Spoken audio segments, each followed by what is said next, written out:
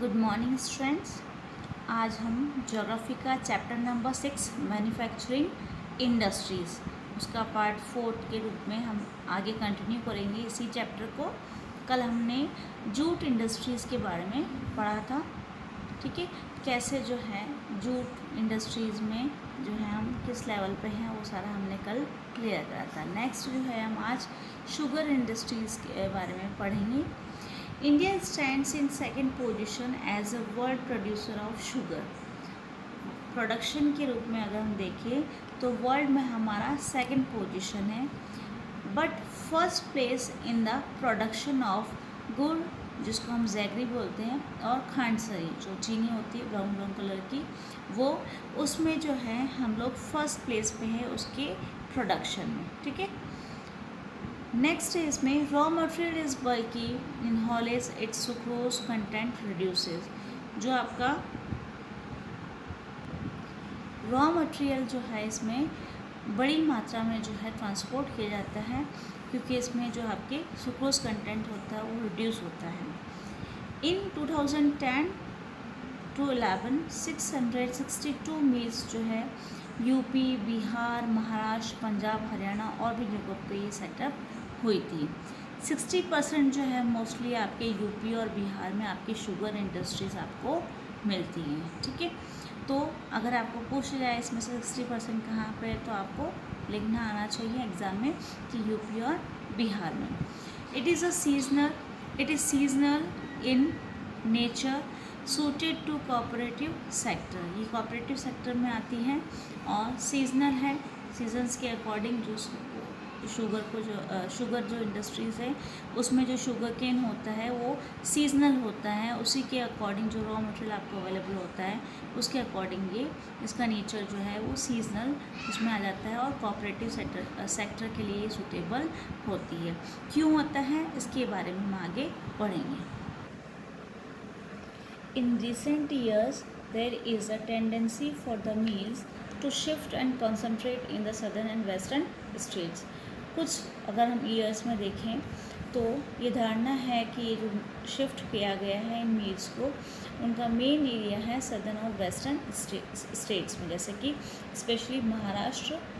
और this is because, क्यों यहाँ पे हुआ, क्योंकि this is because the cane produced here has a higher sucrose content. जो कि सुक्रोज हमको चाहिए होता है उसका हाईएस्ट कंटेंट होता है, इसलिए केवल स्पेशली महाराष्ट्र में ही जो है शिफ्ट किया गया, कॉन्सेंट्रेट वहाँ पे किया गया। कूलर क्लाइमेट जो है आपके लिए चाहिए होता है शुगर इंडस्ट्रीज़ के लिए। Also ensure a longer crushing season भी उनके लिए चाहिए होता है। Moreover the cooperatives are more successful in these states. और इन्हीं स्टेट्स में कोऑपरेटिव जो आपके सेक्टर्स की जो आपके ये इंडस्ट्रीज़ होती हैं वो यहाँ पे सक्सेसफुल होती है इन्हीं स्टेट्स में। Major challenges include the seasonal nature of the industry. ये चैलेंजेस है शुगर इंडस्ट्रीज़ के लिए। ओल्ड एंड इनएफिशिएंट जो मेथड्स है इसके प्रोडक्शन के, ट्रांसपोर्ट में अगर डिले हो जाता है, क्योंकि जो केन होता है वो फैक्ट्रीज तक पहुंचने में टाइम लगता है। And the need to maximise the use of baggages.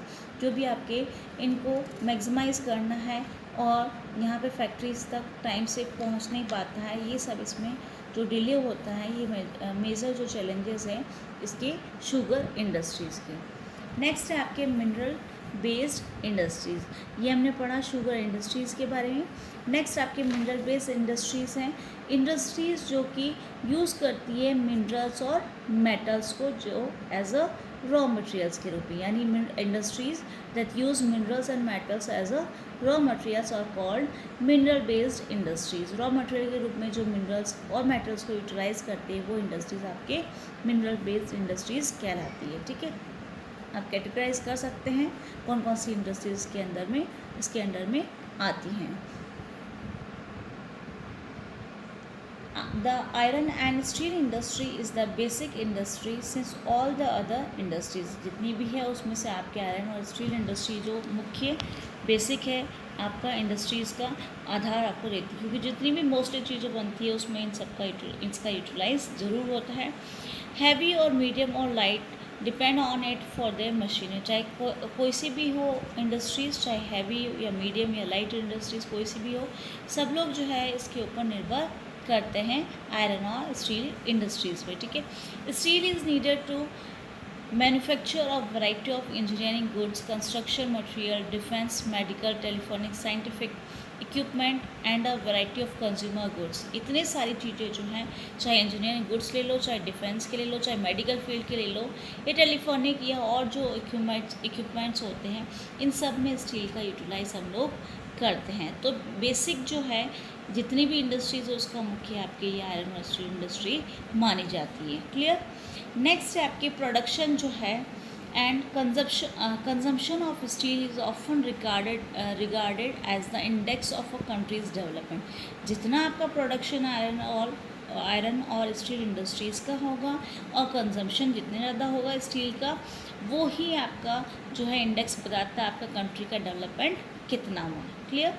Iron and steel is a heavy industry because all the raw material as well as finished goods are heavy and bulky, entailing having transportation cost। इसमें सब चीज़ें included होती हैं और आपके जो raw material होता है वो फिनिश गुड्स के रूप में जो बनता है हमारे, वो दोनों ही चीज़ें जो आपके बहुत हैवी होते हैं, बहुत बड़ी मात्रा में होते हैं। और आपके जो आयरन और कोकिंग कोल और लाइमस्टोन जो है उनका जो रेशियो होता है अप्रॉक्सीमेटली 4:1 होना चाहिए, ठीक है। कुछ क्वालिटीज़ जो होती हैं, some qualities of manganese are also required to harden the steel. Manganese जो है वो आपको स्टील को हार्ड करने के लिए इसको कुछ क्वांटिटी में उसमें मिक्स किया जाता है। वे शुड द स्टील प्लांट्स भी आइडली लोकेटेड। तो लोकेशन कौन सी होनी चाहिए, आइडल लोकेशन कौन सी होनी चाहिए आपके ये स्टील इंडस्ट्रीज़ के लिए लोकेट करने के लिए। Remember that the finished products also need a efficient transport network for the distribution to the markets and consumers. जितनी भी हमने पढ़ी हैं इंडस्ट्रीज़, उसमें सब में ये चाहिए होता है कि आपके एफिशिएंट ट्रांसपोर्ट सिस्टम हो, नेटवर्क हो, और आपका जो डिस्ट्रीब्यूशन है मार्केट्स और कंज्यूमर्स का वो भी अवेलेबल होना चाहिए। नेक्स्ट है आपके इन 2010 and 11 with 72.2 million tons of steel production, यानी कितना प्रोडक्शन हुआ वो आपके दे रखा है, ठीक है। India rank 4th among the world crude steel producers. जो कच्चा रॉ मटेरियल चाहिए होता है हमारे को, उसमें हमारी जो रैंकिंग है 4th नंबर पे हम वर्ल्ड में आते हैं इसको प्रोड्यूस करने के लिए। It is the largest producer of sponge iron, और हम स्पॉन्ज आयरन में जो है लार्जेस्ट प्रोड्यूसर भी हैं।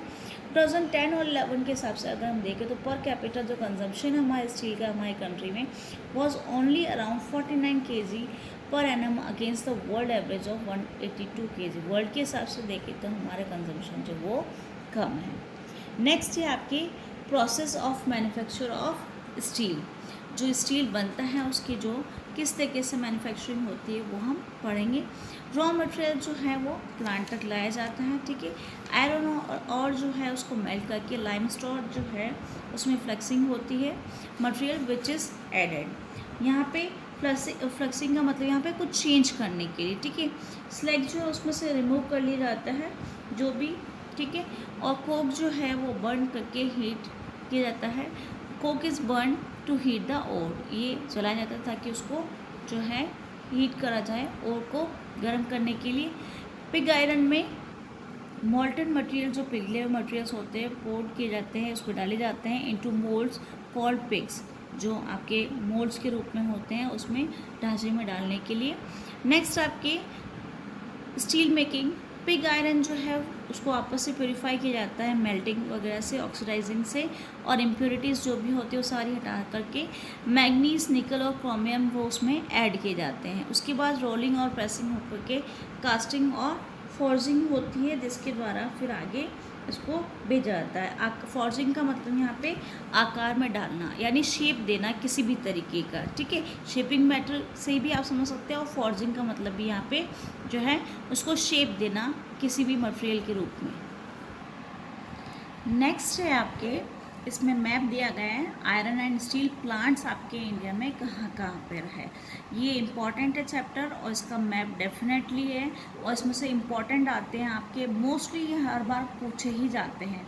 सलेम, भद्रावती, ठीक है, भिलाई, विशाखापट्टनम, राउरकेला, बोकारो। ये 1 2 3 4 ये फर्स्ट है सलेम 1 2 3 4 5 और 6। 6 जो है आपको डेफिनेटली इसमें से आपके क्वेश्चंस बन के आएंगे मैप में हर साल जो है इनमें से बदल करके पूछ जाते हैं। तो सलेम, भद्रावती, भिलाई, विशाखापट्टनम, राउरकेला और बोकारो, ये आयरन और स्टील प्लांट्स आपको डेफिनेटली रोज़ आप लोग इसकी प्रैक्टिस करिए, ठीक है। इनमें से तो आपके एक ना एक तो आपके ज़रूर डेफिनेटली आएगा ही आएगा मैप में लोकेट करने के आपके आयरन और स्टील प्लांट्स, ठीक है। बाकी जितने और भी हैं दुर्गापुर और विजयनगर वगैरह वो भी आपको लर्न करने, ये नहीं कि उनको आप छोड़ दें, ठीक है, कोई भी स्किप नहीं करना है इसमें से, लेकिन ये ज़्यादा इम्पॉर्टेंट है, मोस्टली पूछ जाते हैं, इसलिए बता रही हूँ कि ये पूछे ही जाते हैं, इम्पॉर्टेंट है, ठीक है। नेक्स्ट है आपके जितनी भी पब्लिक सेक्टर जो अंडरटेकिंग्स होती है मार्केट्स, वो उनका स्टील किसके द्वारा लेते हैं, इस सेल के द्वारा। सेल के बारे में हमने कल भी पढ़ा था, steel authority of India limited, इनके द्वारा ही लेते हैं। नेक्स्ट है हम अब इसमें चाइना और इंडिया के बारे में पढ़ेंगे कि कितना कितना प्रोडक्शन है। इन द 1950s जो हम बात कर रहे हैं 1950s की, China and India produce almost the same quantity of steel. यहाँ तक 1950s की बात करें तो दोनों जो है उनका सेम क्वांटिटी थी स्टील के प्रोडक्शन में, जितना प्रोड्यूस करते थे। Today China is the largest producer of steel. आज की अगर हम देखें तो आपके लार्जेस्ट प्रोड्यूसर जो है चाइना है। China is also the world's largest consumer of steel, producer भी है और कंज्यूमर भी है, दोनों में ये है आगे आपके चाइना। और इन 2004 India was the largest exporter of steel which accounted for 2.25% of the global steel trade। जितना भी व्यापार होता है वर्ल्ड में ग्लोबल लेवल पे, उसमें से 2.25% जो है हम लोग इतना एक्सपोर्ट करते हैं, ठीक है, हम लार्जेस्ट एक्सपोर्टर हैं, ठीक है।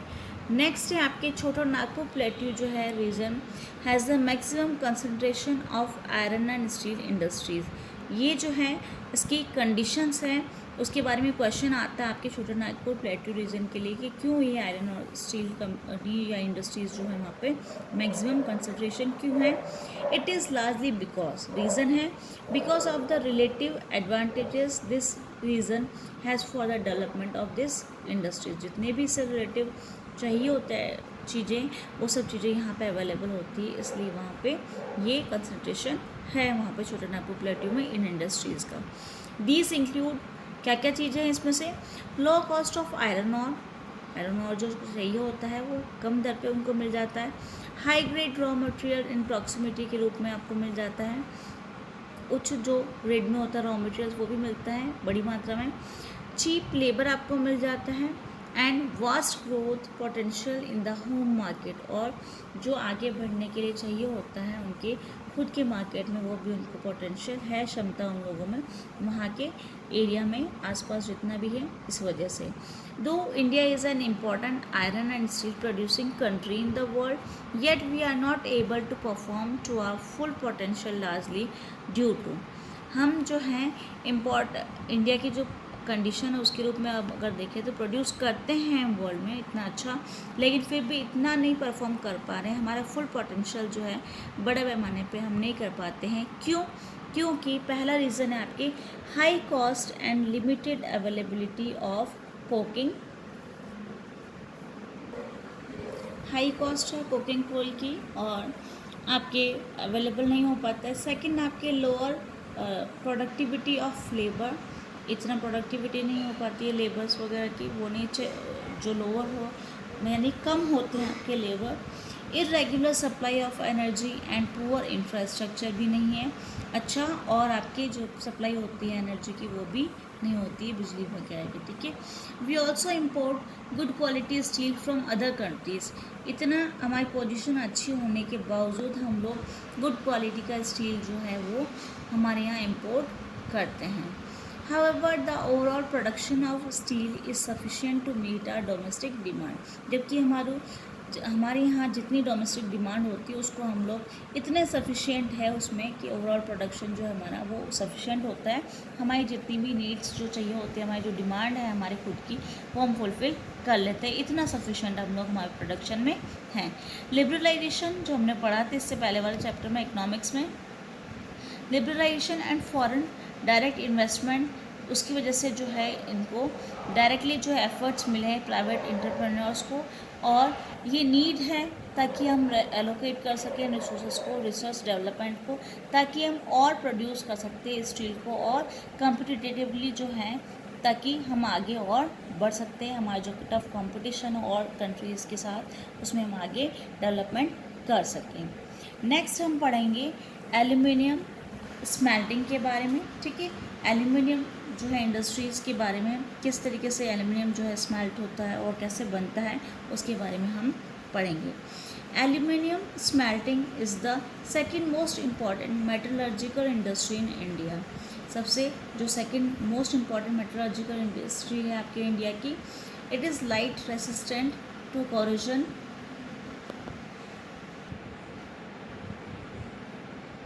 ये जो है आपके लाइट है, रेसिस्ट करता है आपके कोरोजन के लिए। जो भी आपके मेटल्स में जो भी चेंजेस होते हैं उसको रेसिस्ट कर सकता है, उसको बचाता है उन सब चीज़ों से।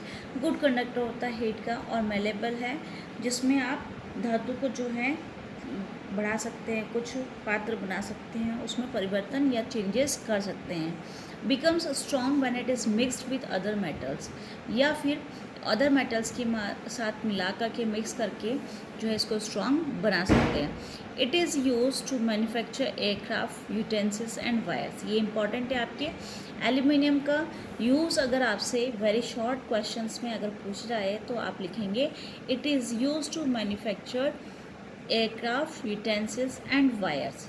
एग्ज़ाम में आता है इस तरीके से क्वेश्चंस कि एल्यूमिनियम किस में यूटिलाइज होता है, तो इसमें से आपको कोई भी एग्जांपल लिखने के लिए आ सकता है। या फिर ये एयरक्राफ्ट और इसका पूछ ले तो आपको एल्यूमिनियम लिखना होगा, ठीक है। It has gained popularity as a substitute of steel. Steel के बजाय हम इसके सब्स्टिट्यूट के रूप में, स्टील के सब्स्टिट्यूट के रूप में एल्यूमिनियम को जो है इसकी पॉपुलैरिटी बढ़ रही है। And copper, zinc and lead in a number of industries. और इन इंडस्ट्रीज़ के अलावा इसकी पॉपुलैरिटी जो है एल्यूमिनियम की बढ़ रही है। Aluminium smelting plants in the country. कहाँ कहाँ पे है ये स्मेल्टिंग एल्यूमिनियम स्मेल्टिंग प्लांट्स? आपके उड़ीसा, वेस्ट बंगाल, केरला, यूपी, छत्तीसगढ़, महाराष्ट्र एंड तमिलनाडु। 2008 और 9 की अगर हम बात करें तो इंडिया जो है प्रोड्यूस करता है over 15.29 lakh million tons of aluminium. Bauxite जो है the raw material use in the smelters is a very bulky dark reddish coloured rock होती है, जो बहुत हैवी मात्रा में होती है, बहुत बल्कि मात्रा, बहुत बड़े पैमाने पर होता है। The flow chart given below shows the process of manufacturing aluminium. नीचे आपके फ्लो चार्ट दिया गया है एल्यूमिनियम कैसे मैन्युफैक्चर होता है उसके बारे में। और regular supply of electricity and assured source of raw material at minimum cost are the two prime factors for location of the industry. इस इंडस्ट्री के लोकेशन के लिए जो है आपके इलेक्ट्रिसिटी अवेलेबल होनी चाहिए, ठीक है। सोर्स जो है आपके जो भी रॉ मटेरियल का चाहिए होता है वो आपको कम दर पे आपको मिल जानी चाहिए, ठीक है। ये दो इम्पॉर्टेंट फैक्टर्स है जिसके वजह से आप उस फैक्ट्री को लोकेट कर सकते हो, वहाँ पे स्टेबल कर सकते हो। ये आपको जो प्रोसेसिंग दे रखी है, process of manufacturing aluminium industry किस तरीके से होता है, जैसे बॉक्साइट है, रॉ मटेरियल है, उसके बाद ट्रांसपोर्ट रेल और शिप के द्वारा वहाँ लेकर के जाया जाता है एल्यूमिनियम रिफाइनरी में, ठीक है। क्रश कर दिया जाता है उसको, और एंड एल्यूमिना डिज़ोल्व आउट, उसको डिज़ोल्व करके बाहर निकाला जाता है बल्क और shipped to site of smelters के रूप में। Second, calcinated petroleum coke from a refinery, pitch from a colliery. उसके बाद आपके एल्यूमिनियम स्मेल्टर के रूप में मॉल्टन मेटल जो है वो एक एक्ट करता है इलेक्ट्रोलाइट के रूप में। एल्यूमिनियम स्मेल्टर जो इलेक्ट्रिसिटी के जो इतने टन जो है उसमें और उसके रूप में जो है स्मेल्टर जो है वो करता है। तो ये हमने पढ़ा कि क्या प्रोसेसिंग है आपके एल्यूमिनियम इंडस्ट्रीज़ में, किस तरीके से जो मैन्युफैक्चरिंग होती है उसके बारे में आपको ये एक्टिविटी दे रखी है। कल हम कंटिन्यू करेंगे केमिकल इंडस्ट्रीज़ के बारे में, उससे भी रिलेटेड आपके एग्ज़ाम में क्वेश्चंस आते हैं। केमिकल इंडस्ट्रीज़ और ऑर्गेनिक जो केमिकल्स होते हैं उसका क्या इफ़ेक्ट्स होता है, फर्टिलाइज़र्स जो है उसका क्या इफ़ेक्ट होता है, उसके बारे में हम कल कंटिन्यू करेंगे। यहाँ तक के नोट्स आप लोग क्लियर कर लीजिएगा। अभी कोई भी प्रॉब्लम होती है यहाँ तक के मैं जितने भी चैप्टर्स पढ़े हैं उसमें से आप पूछ सकते हैं।